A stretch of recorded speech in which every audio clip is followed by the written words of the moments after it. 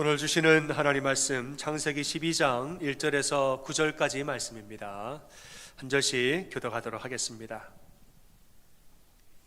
여호와께서 아브라함에게 이르시되 너는 너의 고향과 친척과 아버지의 집을 떠나 내가 내게 보여줄 땅으로 가라. 내가 너로 큰 민족을 이루고 내게 복을 주어 내 이름을 창대하게 하리니 너는 복이 될지라.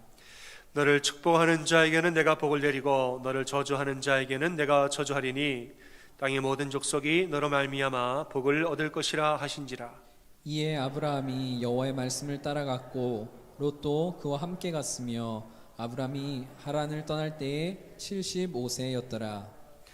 아브라함이 그의 아내 사레와 조카 롯과 하란에서 모은 모든 소유와 얻은 사람들을 이끌고 가나안 땅으로 가려고 떠나서 마침내 가나안 땅에 들어갔더라. 아브라함이 그 땅을 지나 세겜 땅 모래 상수리 나무에 이르니 그때에 가나안 사람이 그때 그 땅에 거주하였더라. 여호와께서 아브라함에게 나타나 이르시되 내가 이 땅을 내 자손에게 주리라 하신지라. 자기에게 나타나신 여호와께 그가 그곳에서 제단을 쌓고 거기서 베델 동쪽 산으로 옮겨 장막을 치니 서쪽은 베델이요 동쪽은 아이라. 그가 그곳에서 여호와께 제단을 쌓고 여호와 이름을 부르더니 점점 남방으로 옮겨갔더라. 아멘. 우리 서로 전우좌우로 참 잘 오셨습니다. 서로 인사하시겠습니다. 참 잘 오셨습니다. 먼저 여러분께 감사드리는 것은 지난주 강구 한바처럼 이렇게 최대한 공간을 넓게 활용하셔서 이렇게 전우좌우로 잘 퍼져서 앉아주신 것에 감사의 말씀을 드립니다. 우리가 계속 그렇게 마스크를 쓰고 공간을 최대한 이렇게 넓게 앉아서 예배를 드리는 한 안전하게 예배하실 줄 우리는 믿습니다. 우리는 이제 3주에 걸쳐서 우리 교회의 비전과 그에 따른 세 가지의 목표를 여러분과 함께 나누고 있습니다. 많은 사람들이 한 해 연말이 되면 1년 동안 지켜주신 은혜를 되돌아보고 또 새해가 되면 이 한 해를 또 어떻게 살아야 할지 살아갈 한 해를 또 우리가 방향을 정하는 것이 우리의 마음입니다. 그러면서 나는 누군가 또 이 한 해는 어디를 향해서 어떻게 우리가 나아가야 하는가 이것을 방향을 바로잡는 시기가 이 한 해의 처음입니다. 우리도 그렇습니다. 지난 한 해 연말을 맞이하면서 한 해 동안 돌봐주신 은혜를 잘 우리가 돌아봤습니다. 이제 1월 달이 돼서는 이제 이 2022년도 한 해를 우리가 어떻게 나아가야 하는가, 어디를 향해서 나아갈 것인가, 우리는 누구인가, 이런 것에 대해서 우리가 인생의 방향을, 신앙의 방향을 여러분과 지금 3주 동안 함께 알아보는 시간을 갖고 있습니다. 우리 교회 비전은 늘 동일합니다. 예수 그리스도 생명입니다. 여러분, 우리 교회 비전이 뭐죠? 한 목소리로 대답하겠습니다. 우리 교회 비전은 무엇입니까? 아멘. 비전은 그냥 100만 번을 이야기해서 마음에 새겨놔야 된다고 그랬습니다. 자꾸 얘기를 해서 우리는 예수 그리스도 생명이다, 이게 우리 비전이다, 머릿속에 마음판에 딱 새기는 게 중요합니다. 이 비전을 위한 세 개의 목표가 있습니다. 지난주에는 첫 번째 목표, 생명이 살아나는 교회.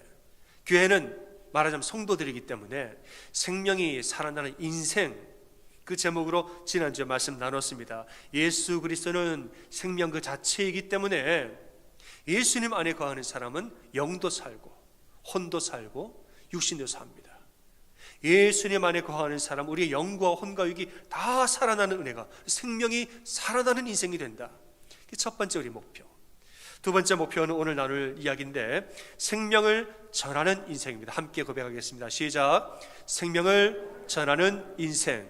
아멘. 이게 우리의 두 번째 목표입니다. 오늘 나눌 말씀이죠. 우리 안에 이제 생명이 살아났으면 이 생명을 가만히 가지고 있으면 됩니까? 생명을 전해야 되는 거예요. 예수님은 너희는 가서 모든 족속으로 제자를 삼으라 우리에게 말씀하셨습니다. 그리스도인들에게 전도라는 것은 우리의 사명이지 선택사항이 아니라는 것이죠. 내가 복음을 들어서 구원을 받았으니까 나 혼자 이렇게 신앙생활을 하다가 나 혼자 이렇게 가면 되지, 예수님은 우리에게 그렇게 명령하신 적이 없습니다. 내가 구원을 받았으면 내가 복음을 드렸으면 이 복음을 또 전하라는 거예요.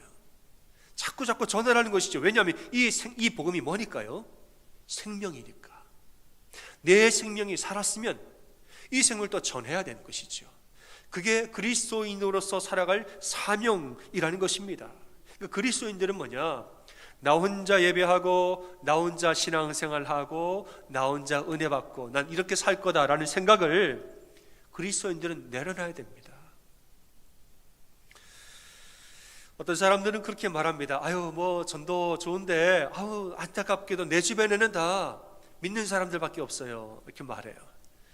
내 주변에 다 믿는 사람들밖에 없어가지고. 네, 여러분, 우리가 전도해야 할 대상이 누군가 가만히 생각해 보십시오. 저는 세 부류라고 생각하는데, 불신자의 범위를 좀 넓게 잡아서 우리가 전도하고 우리가 권면하고 도와줘야 할 부류를 세 부류로 저는 봅니다. 첫째는 예수님도 안 믿고 교회도 안 다녀요.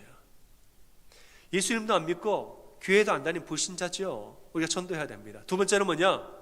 예수님 믿는데요, 말로는 나는 하나님 믿어, 내 안에 하나님 계셔. 믿는데요, 말로는 믿는다고 그러는데 교회를 안 나가요. 몇 년 동안. 우리가 전도해야 할 대상입니다. 말로는 예수님 믿는다 말하면서 실제로는 신앙생활 안 해요. 교회를 안 나가요. 우리가 기도하고 전도해야 될 대상이 분명합니다. 세 번째는 뭐냐? 교회를 나와요. 나오는데 마음에 믿음이 아직 없어요. 교회를 나오는데 예수님 안 믿어요. 우리가 반드시 전도하고 함께 기도해야 하고 도와줘야 할 대상입니다. 이렇게 볼 때에 여러분, 우리 집안에 정말 아무 도움도 필요 없는 사람, 모든 것이 완벽한 사람은 우리 주변에 다 있습니까? 이런 시각으로 바라볼 때는 여전히 우리가 전도하고 여전히 도와주고 여전히 권면해야 할 사람이 우리 주변에 굉장히 많다는 사실을 알게 됩니다. 말씀에서 그렇게 말하지요. 전하는 자가 없으면 듣지도 못할 것이고 듣지도 못하면 믿지도 못한다고 말했습니다. 전하는 자가 없는데 어떻게 들을 것이고 듣지를 못하는데 어떻게 믿을 것이냐는 거죠. 그리스도인들이 복음을 전하지 않으면 누가 복음을 듣겠습니까? 복음을 안 듣는데 누가 구원받습니까? 복음을 전하는 자의 발걸음은 참 아름답다고 그랬어요. 복음을 들고 산을 넘는 자의 발은 아름답도다, 아름답도다. 왜 아름답나요? 생명을 들고 가기 때문에 아름다운 거예요. 복음을 들고 산을 넘는 건 고생입니다. 그 고생을 하는 그 모든 수고와 고생이 너무 아름다운 거예요. 왜냐? 생명 살리러 지금 가고 있는 거기 때문에. 그래서 아름답다고 말하는 것입니다. 오늘 본문에서는 하나님이 아브라함을 택하사 그에게 복을 주시고 약속을 주시는 말씀이 나오지요. 너는 고향과 친척과 아비의 집을 떠나서 내가 내게 보여줄 땅으로 가라 하면서 내가 너로 큰 민족을 이루고 내게 복을 주어 내 이름을 장대하게 하리니 너는 복이 될지라 말했습니다. 아브라함에게 두 가지 약속을 주시는데, 첫째는 땅에 대한 약속, 땅을 주리라. 두 번째는 큰 민족을 주리라, 자손에 대한 약속을 주십니다. 이 두 가지를 다 이루기 위해서 복을 주신다고 그랬어요. 근데 너는 복이 될지라, 개역개정에서는 복이 될지라, 다른 이 번역을 보면은 너는 복의 근원이 될지라, 또 다른 번역을 보면은 너는 복을 끼치는 자가 될지어다. 너는 복을 끼치는 사람이, 다른 사람에게 내가 너에게 복을 줄 것이고 너는 그 복을 다른 사람에게 나눠주고 전파하는 복을 끼치는 자로 내가 삼을 것이다. 그리고 뒤에 말씀하지요. 너로 인하여서 다른 모든 민족이 복을 얻을 것이라 라고 말하고 있습니다. 너를 통하여서 다른 모든 사람들이 다 복을 얻는 그러한 사람이 될 것이라고 말하는 거지요. 하나님은 아브라함을 택하실 때 그냥 택하신 게 아니고 그에게 복을 주실 때 그냥 복을 주신 게 아니에요. 네가 복을 받고 그 복을 사람들에게 흘려보내라고 복 주신 겁니다. 아브라함을 통해서 큰 민족을 이루시고 땅을 주신 거 그냥 주신 게 아니에요. 그 민족을 이루어서 그 민족을 통해서 온 세상을 구원하고자 하는 하나님의 구속사적인 계획이, 하나님 뜻이 거기에 있었던 것입니다. 하나님이 우리를 구원하신 목적도 마찬가지입니다. 우리를 왜 구원하십니까? 사랑하사 구원하셨죠. 근데 그게 다가 아니에요. 우리를 구원하사 우리로 하여금 다른 생명도 구원하려고, 그래서 우리를 구원했습니다. 하나님 우리에게 복 주시는 것도 마찬가지입니다. 그냥 나 한 명 내가 너에게 복을 주리니 잘 먹고 잘 살아라, 그렇게 하려고 복 주신 게 아니에요. 내가 너에게 복을 주리니 그 복을 받고 너도 다른 사람에게 복을 흘려보내라. 너를 통하여서 사람들이 복을 많이 받는 그런 사람이 되기를 원한다고, 그래서 우리에게 복 주시는 것입니다. 하나님은 여러분 모두를 참으로 존귀한 자로 부르신 줄을 여러분 믿으시지요? 여러분 한 분 한 분은 전부 다 존귀한 자입니다. 말씀에는 너희는 택하신 족속이요 왕같은 제사장이요 거룩한 나라요 그의 소유가 된 백성이니, 우리를 아주 존귀한 자라고, 내가 너희를 이렇게 택하고 불렀다는 거예요. 근데 하나님이 왜 우리를 존귀한 자로 택하고 왜 존귀하게 부르셨는가?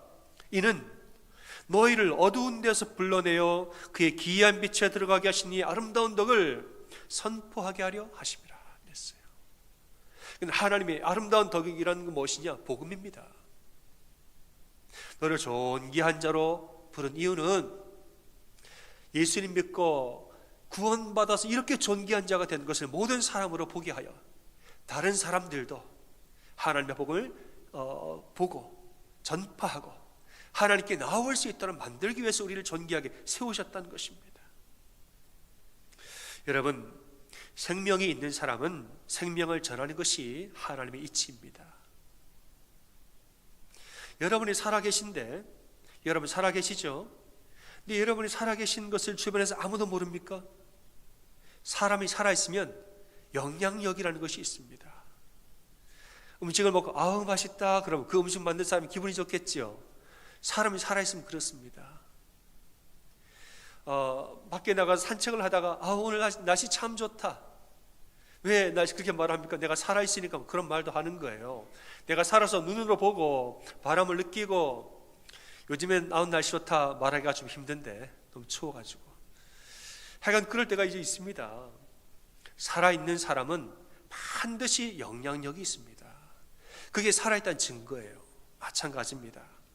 생명이 있는 사람은 생명을 전하는 것이 하나님의 이치입니다. 하나님이 흙으로 사람을 만드시고 그 코에 생기를 불어넣으셨습니다. 그래서 아담과 하와가 생겨났어요. 처음에 진흙으로, 흙으로 사람을 빚었는데 그 흙에다가 하나님이 생명을, 그 코에 생기를 불어넣으시니 사람이 생명이 됐습니다. 그 뒤에 하나님 뭐라고 명령하시죠? 아담과 하와에게 생육하고 번성하여 땅에 뭐하라? 충만하라 그랬어요. 아담과 하와에게 생명을 주신 후에 너는 생육하고 번성하여 땅에 충만하라. 여러분, 어떻게 생육하고 어떻게 번성합니까? 생명을 낳아야 번성하지요. 생명을 낳아야 번성하지요. 생명을 자꾸 낳고 생명을 또 낳아야 땅에 충만하지요. 하나님이 아담과 하와에게 생명을 주신 이유는 너희도 생명을 낳으라는 얘기예요. 너희도 생명을 낳아서 생육하고 번성하고 충만하라고, 그래서 하나님이 그들에게 생명을 주신 이유인 것입니다. 여러분, 건강한 교회는 생명을 전하고 건강한 성도도 생명을 전합니다. 맞습니까? 생명을 전하는 것은 우리가 살아있다는 증거예요. 하나님이 우리 교회를 세우신 이유는 뭐냐? 생명 전하라고. 하나님이 여러분에게 생명 주신 이유, 더 나아가서 여러분에게 구원받게 하사 새로운 생명을 주신, 예전에 살던 생명과는 또 다른 차원의 생명, 구원받은 이유, 또 다른 차원의 생명을 알게 하신 이유는 뭐냐? 이 생명을 또 다른 사람에게 전하고 다른 생명을 낳으라는 거예요. 그래서 이 복음이, 하나님의 복음이 번성하여 땅에 충만하기를 원하시는 것이 하나님의 뜻입니다. 이 전도라는 것은 말하자면 아이를 낳는 것과 같습니다. 사도 바울은 이것을 해산의 수고라고 말했습니다. 내가 내가 이제 너희들과 사역할 때에 해산의 수고를 내가 낳았다. 갈라디아에서 말씀하고 있습니다. 여러분, 아기를 낳아보신 분은 다 아실 텐데, 감히 저는 제가 안다고 말을 못합니다. 저는 옆에서 지켜본 사람이기 때문에. 아기를 낳으신 분들은 아마 다 아시지요. 해산의 수고. 아기를 낳는 것이 참 아프죠. 참 수고롭고 참 고생을 많이 합니다. 그런데 여러분, 고생만 합니까? 아기를 낳은 다음에 기쁨이 어마무지하게 많은 거죠. 우리가 해산의 수고가 무서워서 아기를 안 낳겠다 그러면 안 됩니다. 나는 해산의 수고가 무서워서 아기를 안 낳겠다 그러면 큰일 나는 거예요. 우리가 불신자를 전도하려면은 많은 수고를 해야 됩니다. 그건 해산의 수고인 거예요. 마음이 굳게 닫힌 사람들, 아우 나는 교회 안 가, 아우 나는 예수님 이렇게만 살래, 이렇게 말하는 사람들을, 그들을 발걸음을 인도하게 하고 마음의 문을 열게 하고 얼음장같이 단단하게 닫힌 마음들을 잘 녹여서 열게 하고 발걸음 인도하게 하고, 이 수고로운 일이죠. 고생스럽고 해산의 수고입니다. 해산의 수고. 그런데 여러분, 이런 노력과 수고들이 하나님 보시기에 너무나 아름답다는 거예요. 왜냐하면 뭘 살리는 일이기 때문에. 그렇죠? 생명을 살리는 일이기 때문에 그런 거예요. 우리 어머님들이 아기를 낳는 것을 보면은 이제 다른 사람들, 남편이 옆에서 지켜보다가 거룩함을 느낀다고 그래요. 내 아내가 이렇게 아기를 낳고 그 뱃속에서 또 다른 생명이 거기서 나오는 것을 바라보면은 거룩함을 느낀다고, 생명의 신비를 느낀다고 말을 하죠. 왜냐? 생명이 나오잖아요. 생명이 수고롭고 힘들지만은 그로 인하여서 생명이 나오는 일이기 때문에 너무나 거룩하고 너무나 고귀한 거예요. 복음을 들고 산을 넘는 자의 발걸음 수고롭지요. 뭐하러 그 산을 넘어갑니까? 그런데 그 발걸음 아름답다는 거예요. 아름답도다 아름답도다. 왜냐? 생명을 살리는 발걸음이기 때문에 그런 거예요. 여러분, 우리는 직장과 사업장에서 열심히 일합니다. 때로는 막 피곤한데도 때로는 스트레스를 받으면서도 열심히 여러분 밤늦게까지 직장에서 일합니다. 여러분, 왜 직장에서 그렇게 힘든데도 왜 일하십니까?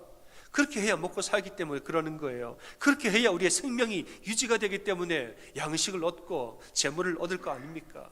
그 생명을 살기 위해서는 아파도 일을 해야 되고 수고스러워도 일을 합니다. 또 하나님은 이러한 마음을 다 아시기 때문에 우리의 모든 필요를 채워주시는 분이 하나님 뜻입니다. 우리가 복을 주기를 원하고 우리의 필요를 채워주기를 원하는 것이 하나님의 뜻이란 말이에요. 하나님이 그냥 우리에게 채워주는 것이 아닙니다. 이렇게 나 혼자 잘 먹고 잘 살라고 채워주신 게 아니라 내가 받은 복을 다른 사람에게도 흘려보내라고 우리에게 채워주시는 거예요.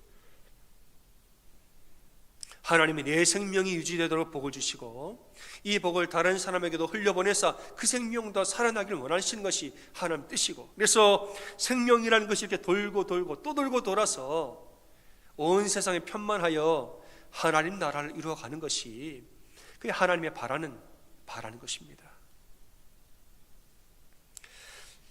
여러분, 전도하고 이제 우리가 전도하자 이렇게 말을 하면은 사람들이 공통적으로 하는 말이 몇 가지가 있는데 제가 좀 알아보고자 합니다.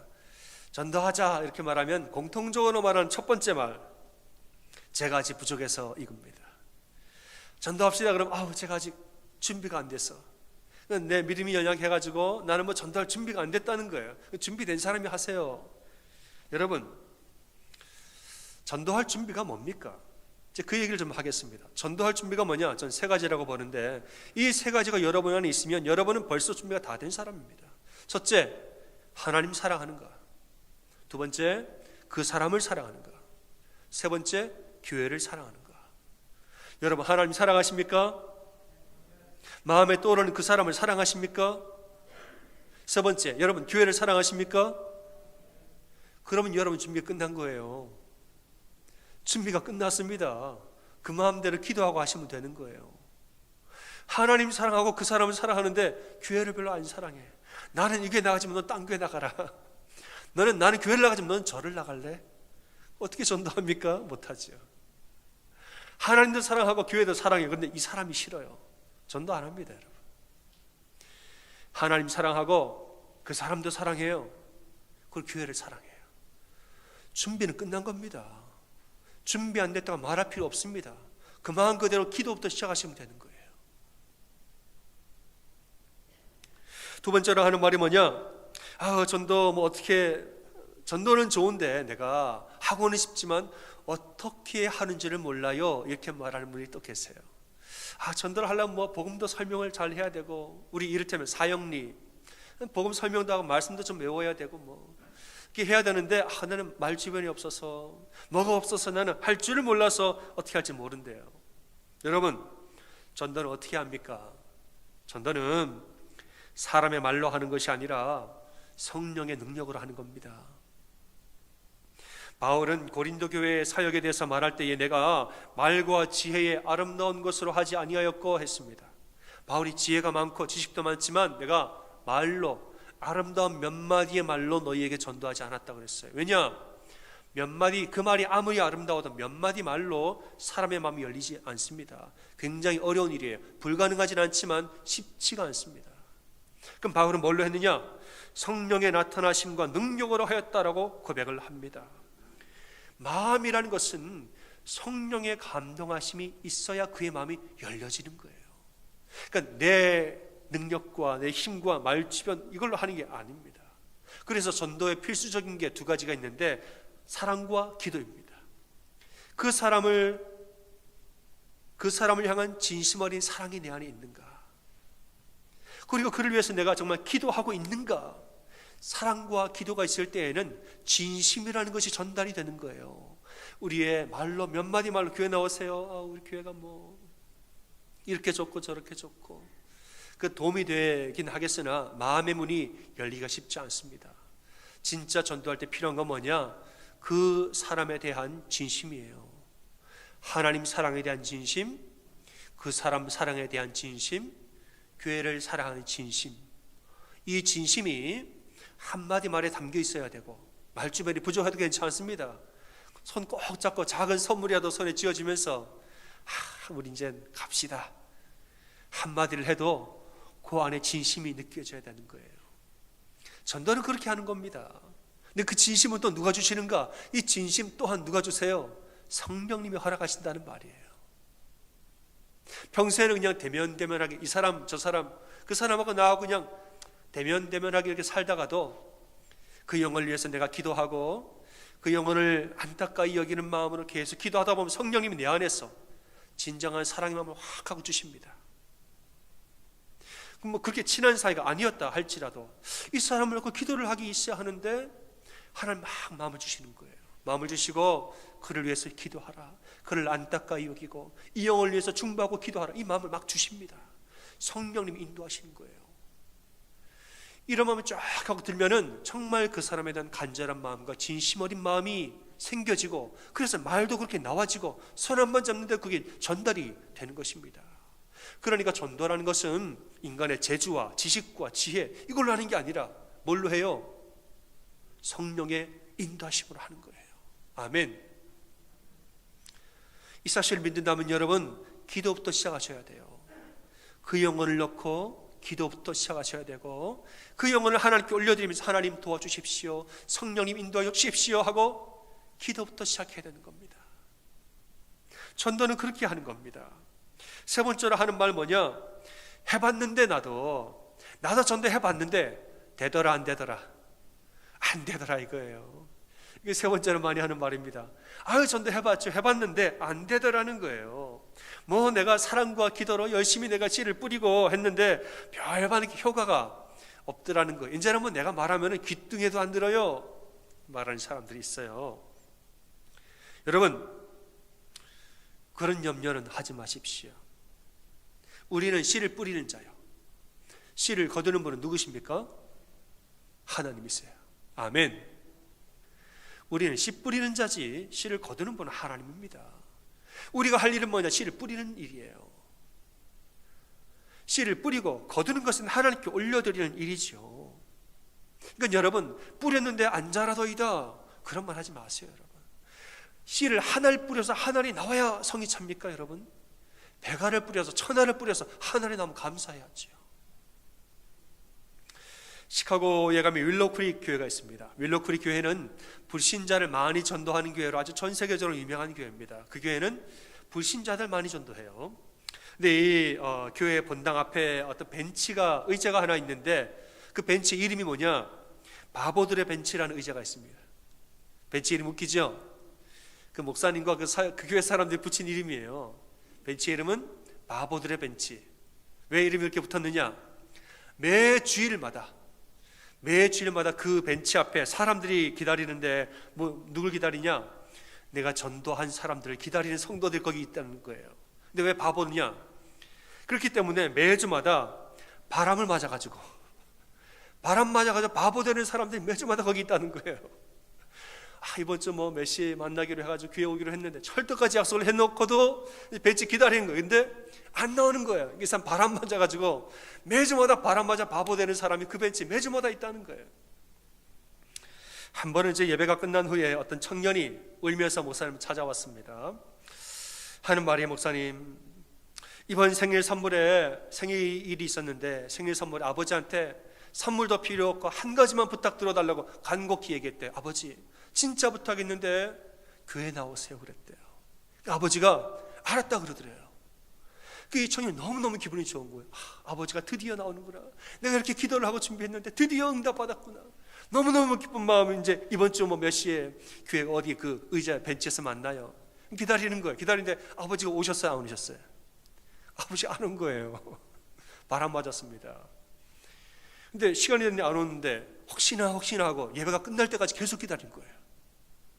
예배가 끝났는데 아버지가 안 왔습니다. 그러니까 청년이 울음이 터졌습니다.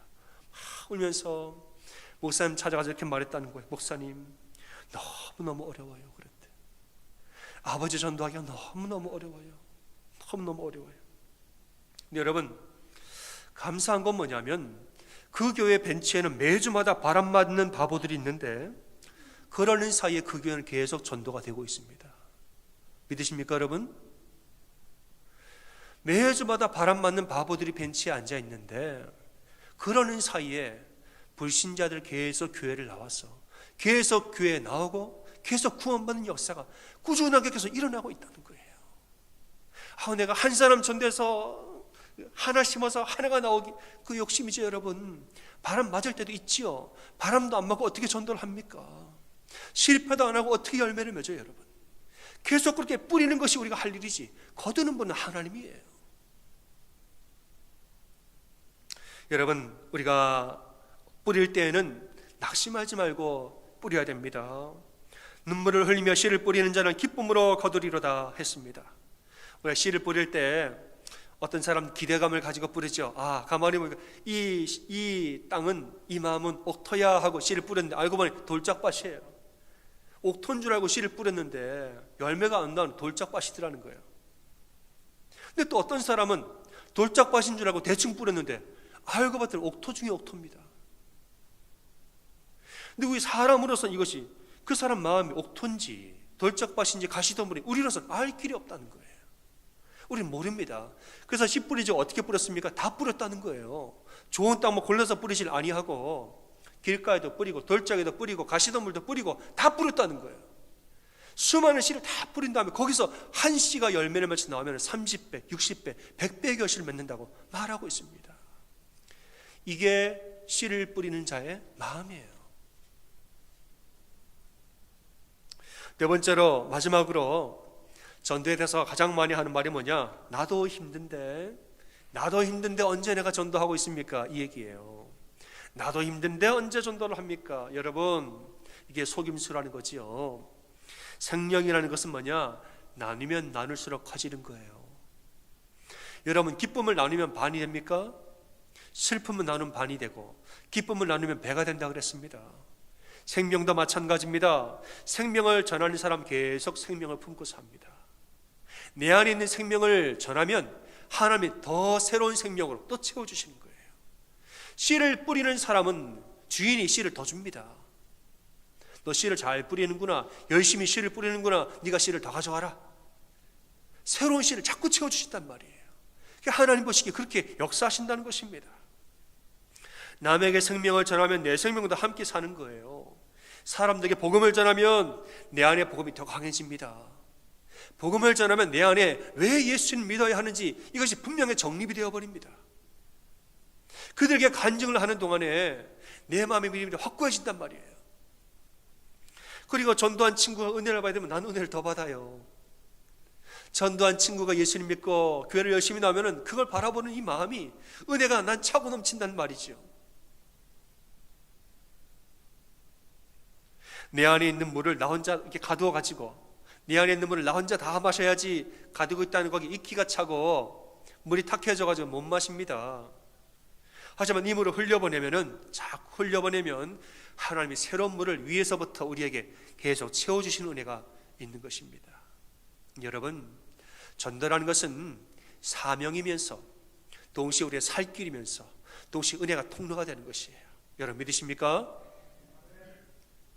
전도는 사명이면서 우리가 살 길이면서 은혜의 통로가 된단 말이에요. 사랑하는 여러분, 예수 그리스도는 생명이십니다. 그 생명을 여러분이 누리고 또 사람들에게 전하는 그런 성도들이 되기를 원합니다. 성도다운 성도요, 교회다운 교회요, 그리스도인다운 그리스도인이 되기를 원합니다. 하나님 우리에게 생명사역에, 모든 교회 다 마찬가지지만은 생명사역이라는 사명을 교회에게 주셨습니다. 이 사명에 충실하게 나아갈 때에 그때 교회는 건강해지고 그때 교회는 살아있는 거예요. 그렇게 사는 성도가 건강한 성도요, 그래야 살아있는 성도가 되는 겁니다. 여러분, 생명이 살아나서 생명을 전하고 생명을 전해서 생명이 또 더 살아나는 이런 생명의 반복의 역사가 여러분의 삶이 넘치도록 일어나기를 주님의 이름으로 축원합니다. 아멘. 우리 함께 전우자로 그렇게 인사하시겠습니다. 생명을 누리고 생명을 전합시다. 이렇게 인사하시겠습니다. 생명을 누리고 생명을 전합시다. 아멘.